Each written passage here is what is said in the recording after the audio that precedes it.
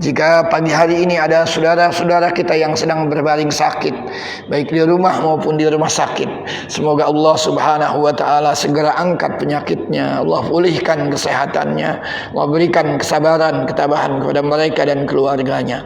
Ayo terus kita doakan anak-anak kita, adik-adik kita, saudara-saudara kita yang tengah belajar, tengah menuntut ilmu. Semoga Allah Subhanahu wa taala yaftah lahum futuhal arifin. Allah bukakan anak-anak kita semuanya pintu kecerdasan, pintu keberhasilan. Allah jadikan anak-anak kita semuanya anak-anak yang salihin, salihat, taat kepada Allah dan Rasulnya, berbakti kepada orang tuanya, ilmunya kelak bermanfaat fid dini wad dunya wal akhirah. Kita semuanya yang hadir, yang tengah usaha, yang tengah ikhtiar, yang punya hajat, punya keinginan, semoga usaha ikhtiar kita semuanya mendapat ridho Allah. Hajat keinginan kita dimudahkan dan disampaikan Allah. Kita dibukakan pintu rizki yang seluas-luasnya. Bitilkan niyah. Al-Fatihah. A'udzu billahi minasyaitonir rajim. Bismillahirrahmanirrahim. Alhamdulillahi rabbil alamin. Arrahmanir rahim. Maliki yaumiddin. Iyyaka na'budu wa iyyaka nasta'in. Ihdinas siratal mustaqim. Siratal ladzina an'amta 'alaihim ghairil maghdubi 'alaihim waladdallin. Amin. Masyaallah muslimin, kajian kita di buku Bidayatul Hidayah karangan Hujjatul Islam Al-Imam Al-Ghazali, babnya tentang adabu al-batan. Ini di ijtinabul ma'asi, menghindari dosa, yang sekarang adalah adabu al-batan. Ini jelasnya kaitannya dengan makanan yang masuk ke dalam mulut dan perut kita. Al-Imam Al-Ghazali mengajak kita semuanya untuk berhati-hati memasukkan sesuatu ke dalam mulut dan perut kita semuanya. Perut orang-orang yang di bawah tanggungan kita, anak-anak kita, istri kita. Ada cerita yang menarik. Penulis buku ini Hujjatul Islam Al-Imam Ghazali sendiri, mohon maaf, ketika kecilnya, kalau sekarang kan kita mungkin terpesona dengan kitab atau buku beliau yang sangat monumental, Ihya Ulumuddin. Tapi ternyata Al-Ghazali ketika dia kecil, Al-Ghazali itu dibandingkan dengan teman-teman sejawatnya, Al-Ghazali ini tertinggal. Sampai suatu hari dia disuruh pulang sama gurunya. Pulang. Tanyakan orang tua kamu, kenapa kamu menjadi anak yang sebodoh ini? Tertinggal dengan teman-teman sejawatmu. Maka pulanglah Al-Imam Al-Ghazali. Ayahnya sudah tidak ada, bertanya sama ibunya, ibu, sekolah meminta saya untuk menanyakan kenapa kok saya menjadi anak yang sebodoh atau terbelakang dibandingkan dengan teman-teman sejawat saya. Lebih jauh Al-Imam Al-Ghazali bertanya lagi, apa dosa yang pernah dilakukan ibunda sehingga berakibat terhadap kecerdasan saya? Masyaallah muslimin, ibunda Al-Imam Al-Ghazali adalah orang yang sangat-sangat salehah. Maka ketika ditanyakan apa salah dan dosa yang pernah dilakukan sehingga berakibat terhadap kecerdasan Al-Imam Al-Ghazali, dia pikir sulit untuk menemukannya. Orang baik biasanya begitu. Kafabil mar'i nublan an tu'adda ma'ayibuh. Orang itu dianggap mulia kalau dia masih bisa menghitung aib-aibnya. Kalau kita ditanya apa dosa yang pernah antum lakukan selama seminggu ini, bingung kita cari. Tapi kalau orang yang tidak baik, wah saya begini, saya begini, saya begini. Itu yang dilakukan oleh ibundanya Hujjatul Islam Al-Imam Al-Ghazali. Dosa apa nih? Sampai akhirnya dia sadar, mungkin ini katanya. Lamma hamaltu bika ya Al-Ghazali, ketika engkau ada dalam kandunganku. Marartu ana bissuq, saya lewat sebuah pasar. Wa shamamtu ana raihatat ta'am. Begitu lewat pasar, saya mencium aroma masakan, aroma makanan yang begitu mengundang selera makan. Kata ibunya Al-Imam Al-Ghazali, wala mala li fil jaib. Saya tidak punya uang sedikit pun di kantong saya. Masyaallah muslimin, lalu apa yang dilakukan ibunda Al-Imam Al-Ghazali? Dia dekati penjual makanan tadi. Dia tunggu kapan tuh penjual makanannya itu lengah. Ketika penjual makanan tadi itu lengah, mohon maaf, dia cuma mencelupkan jari telunjuknya ke makanan tersebut, lalu diangkat kembali. Apa yang dilakukan ibundanya? Dijilat jari yang sudah dimasukkan ke dalam makanan tadi. Hanya itu dosanya, salahnya. Kata ibunda Al-Imam Ghazali, jangan-jangan ini yang menyebabkan kecerdasanmu dibandingkan dengan teman-teman sejawatmu, kamu tertinggal. Maka segera ibunda Al-Imam Al-Ghazali mencari penjual makanan di pasar tersebut. Begitu ketemu, dia ceritakan, dia minta maaf. Bukan cuma dimaafkan, tapi dia diberi makanan sesuai dengan yang dia inginkan. Masyaallah muslimin, Allah yaftah lil Imam Al-Ghazali. Setelah peristiwa tersebut, Allah bukakan pintu kecerdasan buat Al-Imam Al-Ghazali. Beliau bukan cuma menangkap yang diajarkan oleh guru-gurunya, tapi yang tidak diajarkan oleh gurunya pun ditangkap dengan baik oleh Hujjatul Islam Al-Imam Al-Ghazali. Maka menjelmalah dia menjadi ulama. Apalagi kalau kita berbicara tentang tasawuf, maka buku Ihya Ulumuddin ini menjadi rujukan utama orang yang belajar tasawuf. Seakan orang belum belajar tasawuf kalau dia belum baca buku Hujjatul Islam Al-Imam Al-Ghazali, Ihya Ulumuddin. Sekali lagi, mana bata min lahmika min suhatin fannaru aula bihi. Yang tumbuh di dalam tubuh kita dari yang haram, maka itu lebih dekat ke neraka, dan ternyata berdampak negatif terhadap kecerdasan anak-anak kita. Masyaallah muslimin, ada lagi sahabat Rasul yang namanya Sa'ad ibnu Abi Waqqas. Itu kalau sudah angkat tangan, doanya mustajab. Karena dia pernah meminta doa sama Rasulullah supaya dijadikan orang yang mustajab dakwah.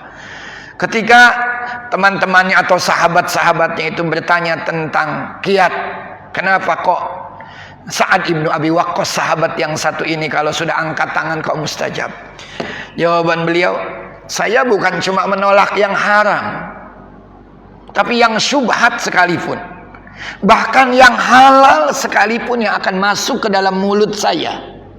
Jadi yang haram ditolak, yang syubhat ditolak, yang haram yang akan masuk ke dalam mulutnya. Sa'ad ibn Abi Waqqas, sahabat Rasul yang satu ini, dia selalu pertanyakan, Allah ridho enggak nih dengan apa yang saya akan masukkan ke dalam mulut dan perut saya? Begitu berhati-hatinya sahabat yang satu ini. Pantas kalau dia sudah angkat tangan, doanya itu mustajab. Makanan yang masuk ke dalam mulut dan perut kita. Masyaallah muslimin, di bab ini Al-Imam Al-Ghazali dalam tulisannya mengatakan, wa ammal batan fahfadhu min tanawulil harami wasyubhah wahris ala talabil halal fa idza wajadtahu fahris ala an taqtasira minhu ala ma duna asy-syab'i fa inna asy-syab'a yuqsil qalba wa yufsidu adh-dhihna wa yubtilu al-hifdha wa yuthqilu al-a'dha'a 'anil 'ibadati wal 'ilm wa yuqwi asy-syahawat wa yansuru junud asy-syaitan. Kata Al-Imam Al-Ghazali, perut fahfadhu min tanawulil haram, jaga, pelihara perut kalian dari mengkonsumsi yang haram. Jangan sampai ada makanan haram masuk ke dalam mulut dan perut kita. Bahkan wasyubhah, yang syubhat pun jangan. Apa itu yang syubhat? Ini di dalam keterangannya Maraqi al-Ubudiyah. Yang syubhat itu tasawatil amaratani ad-dalatani alal hilli wal hurmah. Jadi itu antara halal dengan haram. Kan hadisnya Rasul, al-halalu bayyinun, yang halal sudah jelas. Wal haramu bayyinun, yang haram juga sudah jelas. Wa bainahuma mustabihat, antara yang halal dan yang haram itu syubhat. Hati-hati dengan yang syubhat. Saya contoh kecil misalnya. Saya ini guru di sebuah sekolah. Guru itu kalau terlambat masuk kelas 5 menit, itu tidak ada sanksi. Nggak ada sanksi. Sehari itu kita mengajar 9 jam. Yang pertama jam kedua terus 9 jam. Kalau masing-masing setiap jam pelajaran kita terlambat 5 menit, maka akumulasinya dalam sehari itu 45 menit. Dikalikan seminggu, Dikalikan nanti sebulan. Namun ketika kami menerima rotib, upah, itu 1 rupiah pun nggak dipotong. Karena kami dianggap tidak terlambat. Hanya 5 menit setiap jam. Tapi kalau terlambatnya nanti udah di atas 10 menit, itu baru ada sanksi-sanksi, resiko. Oh, berarti di duit yang kita dapatkan itu jangan-jangan bukan semuanya haram, bukan semuanya halal. Ada yang haram, bahkan mungkin ada yang syubhat nih. Ini Al-Imam Al-Ghazali menyuruh kita tinggalkan yang haram dan tinggalkan juga yang syubhat. Definisi syubhat ini banyak. Di antara al-ulama mengatakan makhtalafa fihil ulama. Ulama berbeda pendapat tentang yang syubhat ini. Jadi kalau ada, ini gimana hukumnya? Ada sebagian ulama mengatakan ini halal, sebagian lagi ini mengatakan ini haram. Contohnya apa? Al-khail, daging kuda. Jadi ulama itu enggak semuanya mengatakan halal. Fa innaha muharramatun inda Malikin wa mubahatun inda ghairihi. Menurut Imam Malik, Imam Abu Hanifah, Imam Malik, Imam Syafi'i, Imam Ahmad Ibn Hanbal, menurut Imam Malik daging kuda itu haram. Tapi menurut yang lain tidak haram. Ini kan syubhat, berarti ulama berbeda pendapat. Contoh lainnya, apa itu syubhat? Man khalata malahu haramun. Di harta kita ini tercampur dengan yang haram, kita tidak sadar. Kalau di harta kita itu ada yang haram, namun kita tidak menyadarinya. Ada lagi ulama yang mengatakan malam yarid fi nassun minasyari' bitahlilin wala tahrimin. Ada lagi ulama mengatakan yang syubhat itu yang belum ada teks dari syariat, baik dari ayat-ayat Al-Quran, dari sunnah-sunnah Nabi yang menunjukkan kehalalannya dan menunjukkan keharamannya. Meskipun nanti muncul kaidah fiqhiyah yang mengatakan al-aslu fil asya al-ibahah. Hukumnya itu mubah. Tapi ini dikatakan kalau tidak ada an-nususus syar'iyyah, teks-teks agama, baik dari Al-Quran maupun sunnah mengatakan itu halal, mengatakan itu haram, itu yang dimaksud dengan syubhat. Kemudian dia juga selanjutnya mengatakan wahris ala talabil halal, berusahalah sekuat tenaga untuk mendapatkan yang halal. Bahkan dia mengutip hadis Al-Imam Al-Ghazali, talabul halal faridatun ala kulli muslimin. Mencari yang halal itu wajib. Mencari yang halal itu wajib bagi setiap muslim. Kemudian fa idza wajadtahu, jika kamu sudah mendapatkan dari hasil usahamu yang maksimal ini sesuatu yang halal, selanjutnya dia lagi mengatakan fahris ala an taktasira minhu ala ma duna syab'i. Kalau kita kan udah dapat yang halal, makan sepuasnya. Tapi Imam Ghazali masih tetap mengarahkan kita, meskipun kamu sudah mendapatkan yang halal, batasi mengkonsumsi makanan. Jangan sampai perut kamu itu terlalu kenyang. Begitu dia. Tinggalkan yang haram, tinggalkan yang syubhat, cari yang halal. Ketemu yang halal, batasi. Jangan berlebihan. Jangan membuat perut kamu ini kekenyangan dengan yang haram. Ini lalu Al-Imam Al-Ghazali mengatakan begini, fa inna syab'a yuqsil qalba. Ini halal, tapi kalau terlalu berlebihan mengkonsumsinya menyebabkan perut ini kekenyangan. Nah, dampak negatif dari orang yang terlalu kenyang, kata Al-Imam Al-Ghazali, fa inna asy-syab'a yuqsil qalba. Karena orang kalau kekenyangan itu hatinya itu akan mengeras. Orang yang kekenyangan hatinya akan mengeras. Orang bijak itu kemarin saya sudah sampaikan. Orang bijak itu mengatakan gini, man kathura aqluhu kathura syurbuhu, wa man kathura syurbuhu kathura naumuhu, wa man kathura naumuhu kathura lahmuhu, wa man kathura lahmuhu qasa qalbuhu, wa man qasa qalbuhu ghariqa fil atham. Ini kata orang-orang bijak, hukama. Yang banyak makan, otomatis dia akan banyak minum. Yang banyak makan, banyak minum, maka dia akan banyak tidur. Yang banyak makan, banyak minum, berakibat banyak tidur, maka katsura lahmuhu, dagingnya akan banyak, gemuk dia nanti katanya. Karena makannya banyak, minumnya banyak, tidurnya banyak, gemuk dia. Katsura lahmuhu. Kalau orang sudah gemuk, banyak dagingnya, qasa qalbuhu, hatinya itu kata para hukama ini, hatinya akan mengeras. Panggil sholat, diem aja, asyik dengan mainannya, asyik dengan tontonannya. Qasa qalbuhu. Padahal itu halal, apalagi yang haram. Maka dulu tolok ukur ulama itu mengecek sesuatu, kalau misalkan semangatnya beribadah berkurang, makanan haram apa ini yang masuk? Dia begitu. Atau dia terlalu mengkonsumsi yang halal ini terlalu banyak. Kalau sudah katanya hati seseorang itu mengeras, ghariqa fil asam, dia akan tenggelam dalam dosa. Subhanallah. Hati-hati. Banyak makan, banyak minum, banyak tidur, banyak dagingnya, gemuk, banyak dagingnya, hatinya akan mengeras. Kalau orang hatinya sudah mengeras, maka dia akan tenggelam dalam dosa. Wa yufsidu dzihna. Nah, ini kata Al-Imam Al-Ghazali, ini juga merusak kecerdikan seseorang. Maka tadi Imam Ghazali itu, ini orang yang bahasa Arabnya balid. Balid itu artinya tolol, bodoh. Orang terlalu banyak makan jadi bodoh. Hati-hati. Ini. Wa yubtilul hifdha. Hafalannya pun akan batal. Artinya sulit untuk menghafal dia. Ini dampak-dampak negatif dari orang terlalu banyak mengkonsumsi meskipun itu halal, apalagi yang haram saya katakan. Wa yuthqilul a'dha 'alal ibadati wal ilm.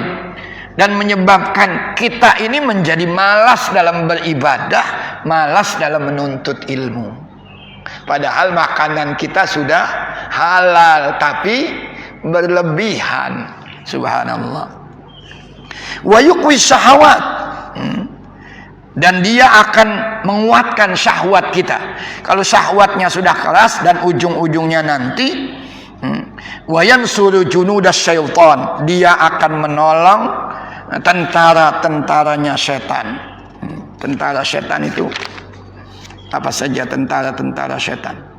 Wa yuqwi syahawat. Tentara-tentara setan itu ada 10 di dalam syarahnya Maraqil Ubudiyah. Apa setan itu? Tentara-tentaranya ini akan ujung-ujungnya itu akan membuat kita malas beribadah, kecerdasan kita akan berkurang. Ini diantaranya kata ulama-ulama di sini, apa yang dimaksud dengan tentara-tentara setan? Tentara-tentara setan itu ada 10. Apa saja? Yang pertama az-zulmu, kezaliman. Itu tentara-tentara setan. Al-khiyanah, orang suka berkhianat. Al-kufar, kekufuran. Tarku hifdzil amanah, tidak amanah. Itu tentara-tentara setan. Jadi setan masuknya melalui ini semuanya. Kezaliman, pengkhianatan, kekufuran, tidak amanah, namimah, suka mengadu domba, nifak, munafik. Nifak, munafik. Munafik itu idza haddatsa kadzab, kalau ngomong banyak dustanya, kalau dikasih amanat berkhianat, kalau dikasih kepercayaan dia khianati kepercayaan tersebut. Wal khadi'ah, suka menipu orang lain. Wasyakku fil wahidil khallaq, ragu terhadap keesaan Allah sang pencipta. Dia meragukan keesaan Allah sang pencipta. Padahal baik yang tersurat di dalam ayat-ayat Al-Quran dan sunnah-sunnah Rasul, bahkan yang terhampar di atas muka bumi ini, ayat, tanda-tanda keberadaan Allah, keesaan Allah, kekuasaan Allah subhanahu wa ta'ala. Wal mukhalafah lima amara bihi dzul jalal, dia akan selalu ini menyelisihi perintah-perintah Allah subhanahu wa ta'ala. Wattaghaful, lalai an sunnatin Nabi sallallahu alaihi wasallam, lalai dari sunnah-sunnah Nabi. Ini bulan Maulid. Bulan Maulid saya mengajak, ayo tingkatkan mahabbah, kecintaan kita kepada Rasul. Karena Rasul begitu sayang, begitu cinta sama kita. Ayo tingkatkan mahabbah. basahi bibir ini dengan bersolawat. Bawa sunnah-sunnahnya Rasul itu dalam kehidupan. Ayo. Yang belum nyunnah, ayo nyunnah. Yang belum ke masjid berjamaah, ayo ke masjid. Yang belum baca Quran, ayo baca Al-Quran. Itu bukti cinta kita sama Rasul tuh begitu. Kalau dulu sahabat-sahabat Rasul, ya Allah buat Rasul an-nafsa wan nafis, harta dan jiwanya itu. Saya pernah bercerita seorang perempuan dari orang Ansor, dari Banu Dinar. Itu suaminya ikut perang Uhud, saudaranya ikut perang Uhud, orang tuanya ikut perang Uhud. Tiga-tiganya gugur. Ayahnya gugur, saudaranya gugur, suaminya gugur sebagai syuhada Uhud. Dapat berita dia. Tapi yang membuat dia itu risau bukan kematian orang-orang terdekatnya. Maka begitu tentara sampai di Madinah Al-Munawwarah, ma fa'ala Rasulullah sallallahu alaihi wasallam. Bagaimana kabarnya Rasulullah? Itu yang pertama ditanyakan. Bukan di mana jenazah ayahku, bukan di mana jenazah saudaraku, bukan di mana jenazah suamiku. Ma fa'ala Rasul? Di mana Rasul? Karena dapat isu, dapat beredar isu Rasul juga ikut terbunuh karena dihujani anak-anak panah. Lalu sahabat mengatakan yang ikut berperang, bi khairin alhamdulillah. Enggak percaya dia. Baik-baik saja Rasul kok. Enggak percaya dia. Aruni hatta anzur. Mana tunjukkan sampai saya menatap Rasulullah sallallahu alaihi wasallam. Begitu dia berhasil menatap Rasul, keluar kata-kata bijak dari mulutnya. Fakullu musibatin ba'daka ya Rasulullah jalal. Fakullu musibatin ba'daka ya Rasulullah jalal. Semua musibah, ayah saya gugur, saudara saya gugur, suami saya gugur, setelah saya berhasil memandangmu, engkau dalam keadaan selamat, menjadi begitu kecil di mata saya. Ini kan ekspresi cinta. Nah, ini orang kalau ngomong ekspresi cinta, jangan salah kita mentafsirkan. Orang kalau ekspresi cinta gitu kan ungkapannya kadang-kadang nggak rasionalis. Orang yang ekspresi cinta dia bilang, lautan ku seberangi, gunung tinggi kan ku daki demi sang kekasih. Emang gampang nyeberangi lautan? Emang gampang mendaki gunung yang tinggi?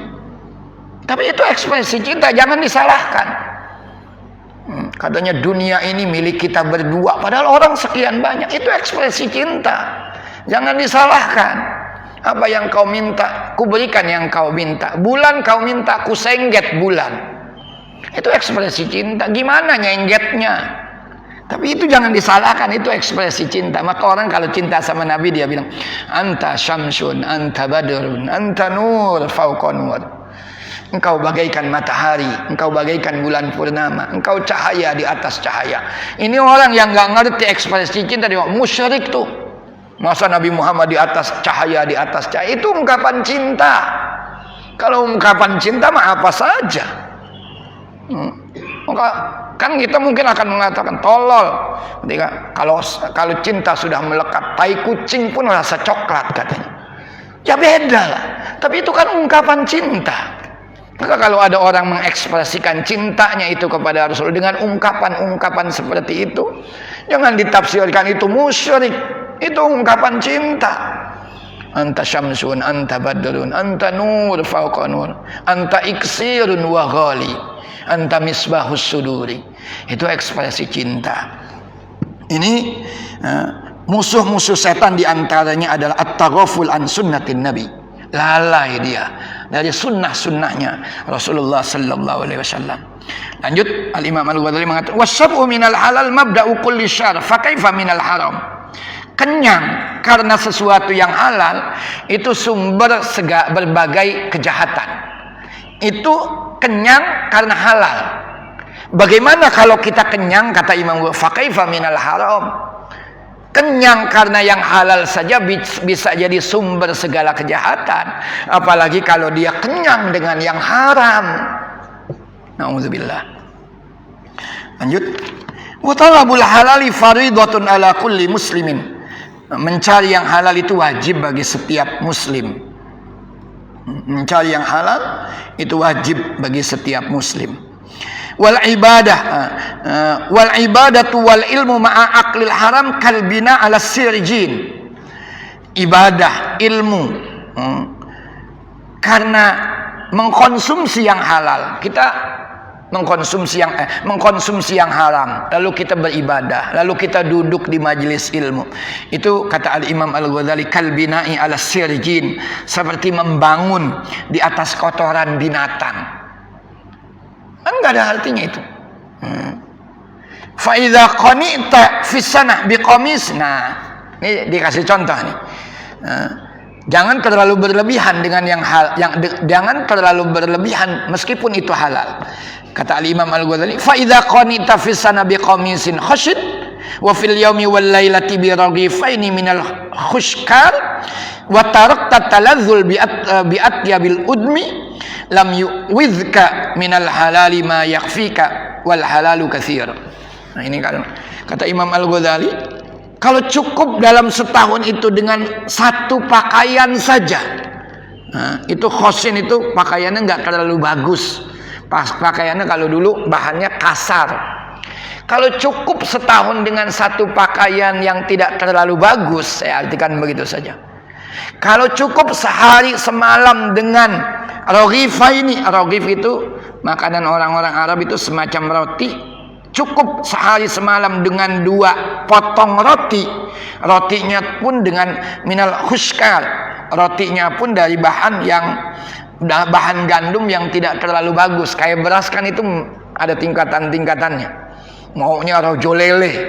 Kalau nggak rojo lele nggak mau dia. Nah, ini kata Al-Imam Al-Ghazali, kalau cukup misalkan sehari semalam dengan 2 potong roti dari gandum yang kualitas buruk, nggak terlalu bagus, wa tarakta talazzul bi atyabil udmi, dan tidak dan meninggalkan bernikmat-nikmat dengan lauk pauk yang enak-enak. Biasanya kan orang nafsu makannya itu akan semakin kuat kalau menunya itu mengundang selera makan. Makan, ada kerupuk, ada tahu, ada tempe, makan kita. Tapi kalau di situ ada sate, ada rendang, ada telur balado, semangat makan kita tambah, lupa kita nanti. Akhirnya mengkonsumsi makanan itu terlalu berlebihan. Ini Imam Ghazali nasihatin kita. Kalau cukup katanya dengan satu pakaian, dengan bahan yang tidak terlalu bagus dalam setahun, ya cukup sudah itu saja. Dengan dua karat roti sehari semalam dari gandum yang tidak terlalu bagus, ya cukup. Jangan berlebihan. Jangan juga menikmati makanan dengan menu atau dengan lauk pauk yang terlalu mengundang selera makan sehingga lupa kita, berlebihan nanti dalam mengkonsumsi makanan. Walam yu'awwizka minal halal ma yakfika. Maka cukup sudah. Tidak sukar bagi kita ini untuk mendapatkan yang halal yang bisa membuat kita cukup sudah. Orang rakus itu karena apa? Karena ingin makannya selalu enak, pakaiannya selalu necis, rumahnya semakin megah, kendaraannya semakin lux. Akhirnya apapun dia lakukan. Padahal kata Al-Imam Al-Ghazali, sederhana aja. Yang penting cukup.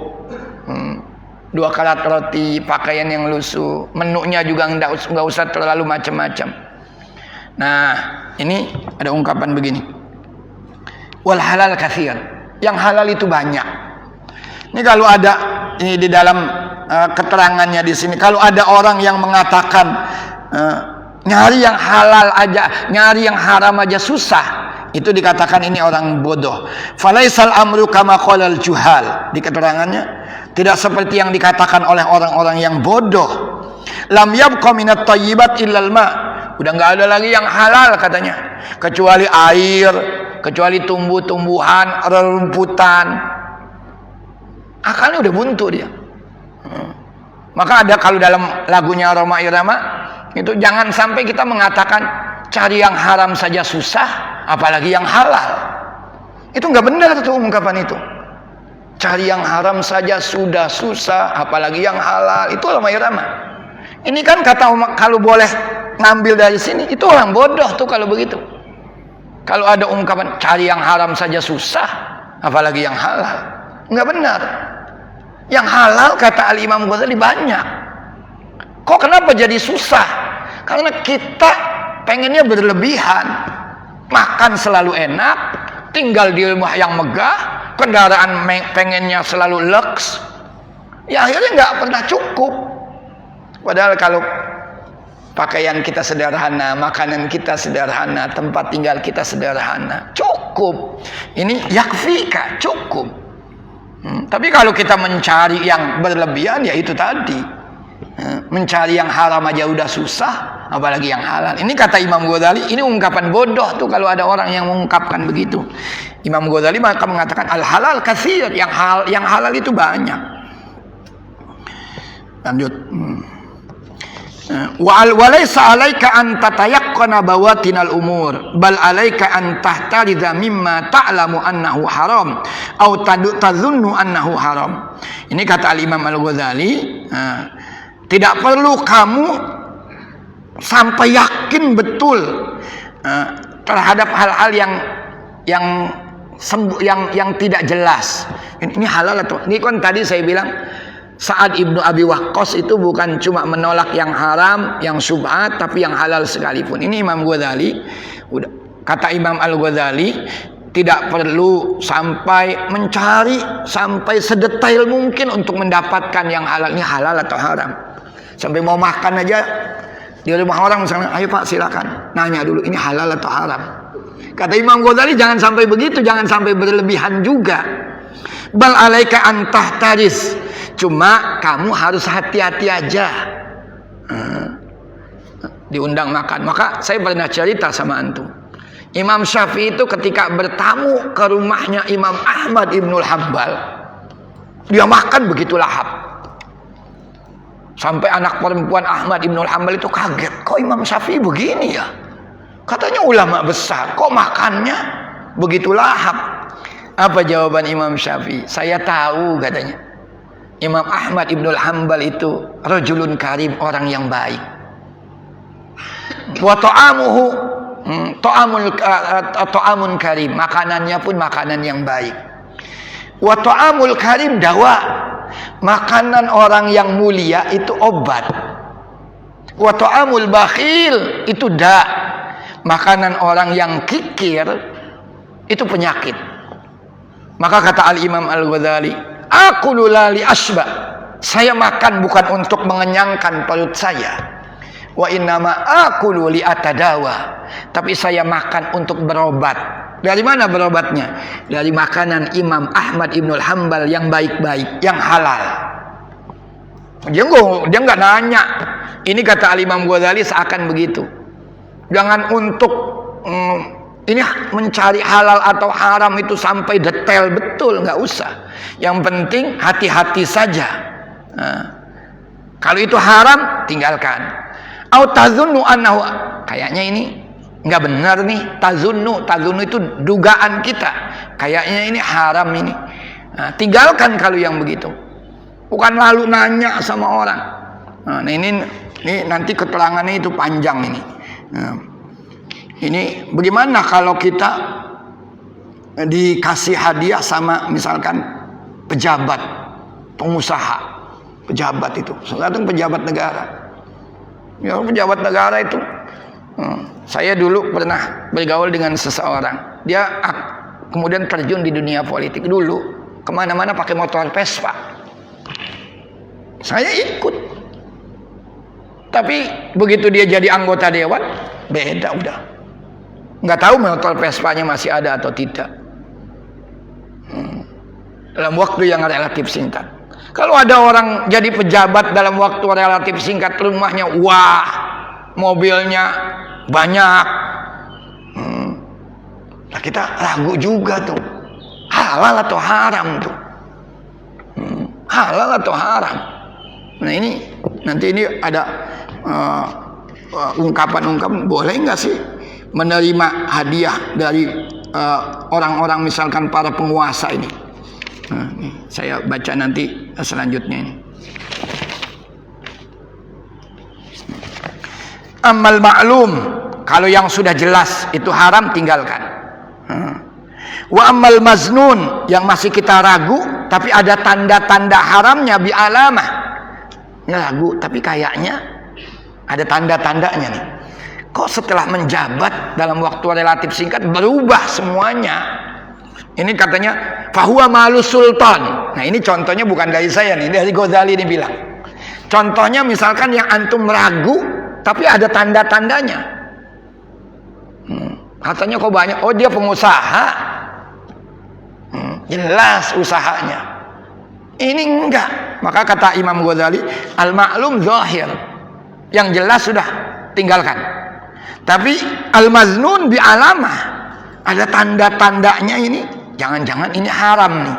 Contohnya dikasih tahu sama al-Imam al-Ghazali di sini disebutkan, malus sultan wa ummalihi. Hartanya para penguasa, sultan itu, wa ummali para pejabat. Hartanya para pengusaha, para pejabat. Itu gimana? Nah ini, boleh nggak kita nerima hadiah, kasih duit? Siapa yang ngasih duit? Pejabat.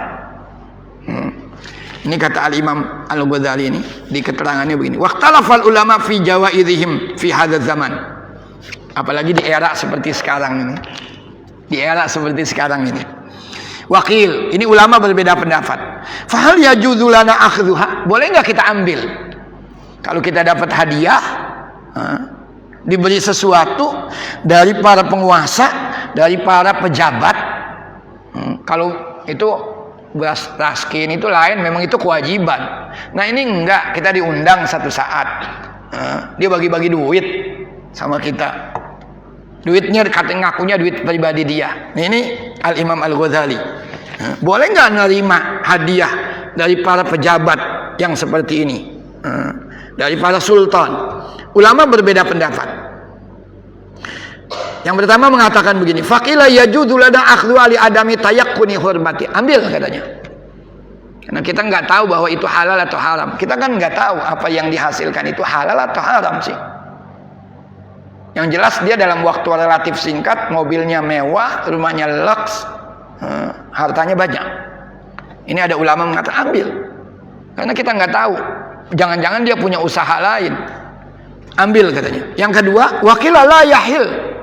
Yang kedua nggak halal tuh.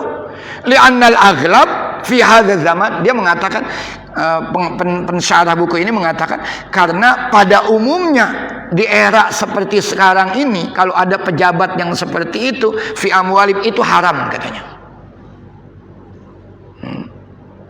Saya ini kan pegawai negeri juga.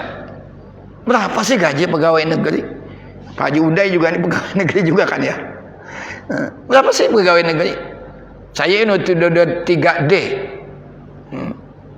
Mungkin Pak Uday udah 4B atau eselon 1, berapa sih? Apa sampai ratusan juta? Nggak ada. Saya ini 3D di bawah 10 juta. Kalau gaji normalnya itu aja masih di bawah 5 juta. 3D, Departemen Agama. Nah ini dalam waktu relatif singkat kok langsung rumahnya lux, mobilnya mewah. Nah ini, yang pertama mengatakan ambil. Yang kedua mengatakan jangan, tidak halal. Pada golibnya yang dihasilkan itu haram. Karena kok dalam waktu relatif singkat kok bisa sekaya itu. Waqila, ada lagi pendapat, tahillu lil ghani wal faqir idza lam yatahaqqaq anna haram. Ada lagi mengatakan silakan, yang ambil itu mau orang kaya mau orang miskin, kalau dikasih hadiah dari para penguasa ambil katanya. Kalau kita tidak yakin itu haram. Kalau kita tahu betul-betul haram, dikasih duit misalkan sama. Siapa yang ngasih duit? Dia misalkan punya perusahaan minuman keras, udah pasti haramnya. Tapi kan dia nggak punya perusahaan minuman keras, ambil katanya. Dosanya wa inna tabi'a alal mu'ti, dosanya sama yang ngasih. Kalau dia misalkan macam-macam, kita mah yang diberi nggak berdosa. Ada lagi, waqila la yahil min amwalim syai'un, nggak boleh baik orang kaya yang ngambil, orang yang miskin yang mengambil. Li'annahum mausumuna bidzulm, karena mereka telah dicap sebagai orang yang zalim, mengambil harta rakyat. Ada lagi yang mengatakan yang boleh cuma orang fakir aja. yang ngambil hartanya. Kalau hadiah begitu orang kaya jangan mau dikasih sama pejabat-pejabat itu, katanya begitu di sini. Ini kan ulama-ulama berbeda pendapat ini. Subhanallah. Dah. Wah panjang. Wa malun amal ma'lum fa huwa malus sultan wa malu man la kasbalahu illa minan niyahah. Kalau ini sudah jelas haram nih. Niyahah. Dapat hartanya dari niyahah. Niyahah itu dulu meratapi jenazah. Jadi di luar negeri itu dulu ada orang yang memang dibayar. Kalau ada orang kaya meninggal, rakyat jelata tuh bayar. Nih duit. Meratap kamu di depan jenazah si fulan. Seakan kepergiannya itu begitu disesali. Ya Allah, orang baik meninggal. Padahal orang-orang itu dibayar. Padahal orang-orang itu dibayar. Dikasih karangan bunga, wah sepanjang jalan. Padahal yang beli dia juga.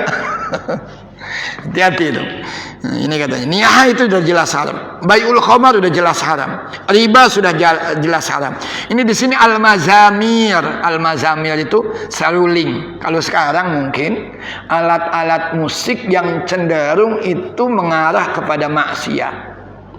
Apa sih usahanya? Banyak banget duitnya. Oh, dia itu pedangdut. Kalau nyanyi disertai dengan musik, pakaiannya seronok, joget-jogetan, nyawer, dibagi duit, jangan diambil. Kalau antum mau tahu itu haram. Siapa yang bagi-bagi duit? Misalkan Lesti bagi-bagi duit. Ambil jangan katanya. Yang bagi-bagi duit siapa? Dewi Persik misalkan bagi-bagi duit. Anda tahu kan bagaimana dia joget. Jangan katanya. Jangan bagi.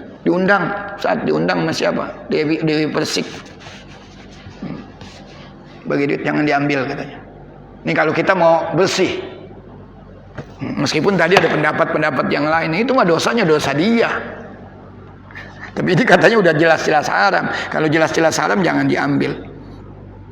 Wa ghayra dzalika min alatil lahwil muharramah.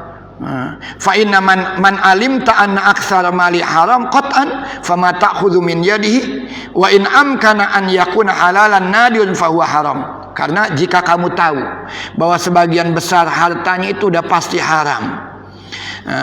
Dan jika kalau toh ada yang halal, itu kan sebagian besar udah pasti sebagian besarnya haram. Yang halalnya cuma sedikit, nadiron.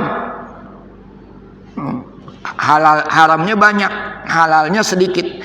Maka kalau Al-Imam Al-Ghazali itu haram, dihukumi sebagai haram. Li'annahu al-ghalib adh-dhann. Karena itu yang umumnya itu dilihat dari yang umumnya itu. Ini tentang adabul batan yang diungkap oleh Al-Imam Al-Ghazali. Subhanallah, la haula wala quwwata illa billah. Ini hati-hati sekali Al-Imam Al-Ghazali dalam memasukkan sesuatu ke dalam mulut dan perut kita semuanya. Sudah waktu syuruk. Saya kasih kesempatan kalau ada yang ingin bertanya sekitar masalah ini, silakan. Silakan, Pak Haji. Assalamualaikum warahmatullahi wabarakatuh. Assalamualaikum. Pak Ustaz tadi memberikan contoh sebagai seorang guru kalau yang mengampu 9 mata pelajaran, setiap mata pelajaran telat 5 menit. Dikalikan seminggu, dikalikan sebulan gajian, subhan. Nah, mohon pencerahan lebih lanjut Pak Ustaz. Allah itu pasti, bukan mungkin. Nah, saya tidak hafal ayatnya. Mintalah kepadaku, maka aku akan beri kepadamu. Jadi Muslim kita itu ajarannya bukan aliran, ajarannya harus kaya, harus cukup minimal. Mengapa? Supaya kamu itu bisa bersedekah. Kalau sampai Muslim itu tidak kecukupan, pasti ada yang salah, yang bersangkutan. Mungkin berdoanya kepada Allah yang pasti, mungkin belum. belum betul, Ya. dan lain sebagainya. Contoh singkat, saya pernah mendatangi suatu kiai ulama besar. Ada profesor, doktor, saya tidak perlu menyebut namanya, tapi terkenal sekali, memberikan khotbah singkat. Kemudian oleh kiai terkenal ini diberikan amplop Pak Ustaz. Loh, Pak Kiai, mohon maaf, saya kesini itu ibadah, saya ikhlas, saya tidak perlu ini amplop. Jawabannya Pak Kiai, saya baru dengar setua saya ini. Jawabannya itu begini, kalau saya memberikan amplop dengan ikhlas kepada profesor, apa itu bukan ibadah? Padahal dia telat, guru terakhir datangnya kok. Tapi diberikan amplop seperti tadi. Artinya kalau tafsiran orang umum itu dari Allah. Nah, kalau saya kaitkan dengan contoh penjelasan Ustaz tadi, mohon bicara lebih lanjut. Jangan-jangan orang nanti akan takut beribadah. Loh, muslimnya kok ribet banget sih. 5 menit dikalikan 9 mata pelajaran, kalikan seminggu, kalikan sebulan. Aduh, supahat ini yang saya. Mohon pencerahan lebih lanjut Pak Ustaz, supaya orang itu serp itu. Baik. Supaya tidak hanya Islam tapi ihsan, tapi beriman. Bismillahirrahmanirrahim. Saya sepakat kalau Islam itu menyuruh kita kaya. Suruh zakat, infak, sedekah itu karena kita punya duit. Suruh haji itu karena punya duit. Maka man istata'a ilaihi sabilan, kan itu. Walillahi 'alan nasi hajjul baiti man istata'a ilaihi sabilan. Yang punya kemampuan di antaranya adalah man malaka zadan wa rahilatan. Kalau dulu punya kendaraan, kalau dulu dia punya. Ini kan ibadah-ibadah yang memang ibadah maliyah. Bahkan kalau ada orang meninggal, dia meninggalkan harta yang cukup buat anaknya, kata Rasul, itu lebih bagus. Antaritha warasataka aghniya khairun min antaritha um'alatan yatakaffafunan nas. Engkau tinggalkan ahli warismu dalam keadaan kaya. Berarti kan orang yang meninggal itu tadi hartanya cukup. Imam Malik dulu subhanallah, kalau ngajar itu pakaiannya necis banget dia. Imam Syafi'i itu belajar sama Imam Malik, pulangnya dia ke Baghdad dibagi duit sama gurunya. Imam Malik itu hebat. Islam mengajarkan kita kaya. Dan ayat Allah itu udah jelas, ya pasti ini. Ud'uni astajib lakum. Allah la yukhliful mi'ad. Minta, aku akan berikan. Maka ini saya semuanya ini saya sepakat dengan ini semuanya. Nah, yang lanjutannya itu yang tadi ada sampel-sampel memberi amplop macam-macam. Tadi ini sebetulnya yang tadi saya berikan sampel, kita itu harus lebih hati-hati. Karena Imam Al-Ghazali menyuruhnya begitu, ihtaris, hati-hati kamu. Ini kan kalau tadi, ini kan orang selalu mengambil kesempatan. Guru, tadi saya kasih sampel itu. Guru kalau terlambat 5 menit tidak dipotong. Maka ada guru kan selalu, boleh 5 menit. Dia ngambil kesempatan. Maaf, ya. Itu yang saya mohon pencerahan. Ya. Ya jangan telat. Nah iya makanya itu. Malah dikalikan 9 mata pelajaran, kalikan seminggu, kalikan sebulan, waduh. Iya. Orang jadi takut beribadah ini. Iya, maksud. Ya kita sebagai muslim ajarannya kan sholat saja kamu harus mensegerakan. Begitu adzan sholat, jangan minum dulu, jangan ini dulu, sholat dulu, mensegerakan. Jadi please Pak Ustadz, mohon pencerahannya untuk saya tadi, ya jangan telat, jangan dikalikan telatnya, jangan disengaja-sengaja. Ya itu tadi saya bilang, sekolah itu memberikan toleransi. Kalau 5 menit tidak telat, maka sebetulnya tadi hati-hati, jangan sampai telat. Orang kan selalu mencari celahnya, aibnya. Wah di sini nih saya bisa masuk. Kalau saya terlambat 5 menit, saya tidak dihukum ini.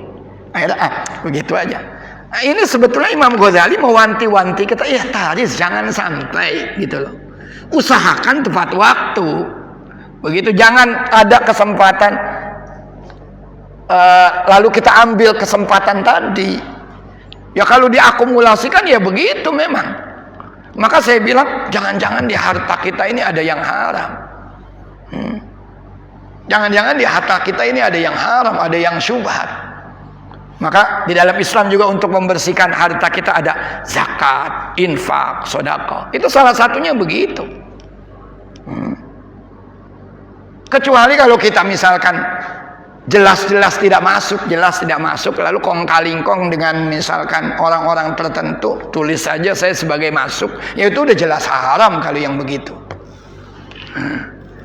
Ya, saya sepakat dengan antum itu semuanya. Tapi sekali lagi, kita memang disuruh untuk berhati-hati. Jangan, kalau itu kan ada celah. Orang jadi kan selalu mengambil celahnya. Oh boleh. Lambat 5 menit. Akhirnya diambil celahnya di situ. Maksud saya, jangan ambil celahnya itu. Ayo, kita tepat waktu. Sekarang antum nih, dulu kan, mohon maaf, kalau kita ke kelurahan sudah jamnya orang tersebut seharusnya ada di kelurahan, begitu kita sampai belum ada orangnya, berarti kan dia korupsi waktu itu, datang terlambat, pulang terlambat, ya otomatis yang didapatkan itu yang haram. Tapi kan mereka nggak pernah dikurangin kan hartanya, gajinya kan nggak dikurangi. Maka ini anjuran dari Imam, hati-hati ente. Kalau ada celah-celah seperti itu jangan diambil. Ayo kita tepat waktu. Usahakan. Ini mohon maaf saya menyinggung sedikit, misalkan ada kiai tadi dikasih amplop, sebetulnya ujratul ta'lim itu boleh atau enggak boleh? Yang tidak boleh itu kita pasang tarif. Sekarang ini kan banyak itu. Kiai naik dikit pakai manajemen dia. Assalamualaikum ya. Kalau mau segini ya. Pakai manajemen. Naik sedikit namanya manajemen udah. Dulunya sebelum dia naik dimanapun dia dipanggil iya ayo, di berapapun dikasih iya siap. Begitu dia naik pakai manajemen. Dan manajemennya itu kadang-kadang juga biadab juga. Jadi ujratul ta'lim boleh, cuma kita jangan pasang tarif. Saat mau mengundang antum, kalau mau sekian ayo. Apalagi kalau ada ulama, saya diajarkan sekali sama guru saya dulu. Fal awal tsummal awal. Jangan suka pilih-pilih. Kalau misalkan ada orang meminta kita untuk menyampaikan sesuatu, kita sudah deal sama dia, ambil, sudah jaga itu. Jangan sampai nanti ada, wah ini kelas teori ini ada kelas kakap masuk nih. Dibatalin yang kelas teori tadi. Karena yang mengundang yang kedua ini kelas kakap. Guru saya, Allah yarham Kiai Muhammad Idris Kaisan dulu ngajarkan nih fal awal tsummal awal. Pegang teguh itu. Allah alam bisa. Jadi Imam Ghazali menyuruh kita untuk berhati-hati. Berhati-hati supaya yang masuk ke dalam mulut kita itu halal, yang keluar dari kita juga yang baik-baik. Katanya, jadilah seperti lebah. Yang dimakan itu yang baik-baik, yang keluar itu yang baik-baik. Kalau yang masuk itu yang nggak benar, maka yang akan keluar juga nggak benar. Deteksi apakah semua yang masuk ke dalam mulut dan perut kita itu halal. Caranya bagaimana? Lihat ibadah kita. Kalau kita masih malas-malesan, jangan-jangan ada yang masuk yang haram itu ke dalam mulut dan perut kita semuanya. Itu orang-orang dulu salafus saleh itu ajarannya begitu. Wallahu a'lam bishawab. Terima kasih. Ada lagi? Cukup? Cukup ya Pak? Terima kasih. Sudah? Baik. Terima kasih Bapak Ibu Saudara sekalian. Ini memang kajian Al-Imam Al-Ghazali ini tentang tasawuf. Tasawuf memang begitu tuh. Kita harus lebih hati-hati. Itu namanya tasawuf. Tasawuf itu begini. Saya kasih contoh lain. Saya ini kerja. Pulang misalkan pagi keluar, sore datang ke rumah. Pulang itu ketika saya dapat upah misalkan, saya beli makanan yang halal. dengan upah saya itu tadi. Saya kasih anak-anak saya. Nyatanya anak saya membawa makanan yang halal yang saya berikan tadi itu ke rumah tetangganya. Kan kondisi tetangga kita beda-beda. Anak tetangga ngelihat anak kita punya makanan, pengen dia. Padahal orang tuanya bisa jadi ketika itu nggak punya uang. Nangis dia anaknya. Itu kata Imam Al-Ghazali, ente sudah menyakiti tetangga kamu. Dengan uang kamu yang halal. Subhanallah. Maka Islam itu menyuruh kita, idza tabaktum maraqatan fa'aktsir ma'ah. Kalau masak daging katanya, perbanyak airnya, kuahnya. Jangan-jangan ketika kita masak daging itu aromanya tercium ke tetangga kita. Ya Allah, enak banget ini aroma daging. Dia nggak bisa membeli daging, cuma keinginan aja. Kata Imam Ghazali, ente sudah berdosa tuh. Imam Ghazali memang begitu. Ini tasawuf. Ini kajian sekali lagi, ini kajian tasawuf. Maka kita kalau udah tasawuf, kita harus lebih hati-hati lagi. Wallahu a'lam bishawab. Mudah-mudahan ini ada hikmahnya buat kita semuanya. Kita tutup kajian pagi hari ini dengan bersama-sama membaca doa kafaratul majlis. Subhanakallahumma wa bihamdika asyhadu an la ilaha illa anta astaghfiruka wa atubu ilaik. Assalamualaikum warahmatullahi wabarakatuh. Ya.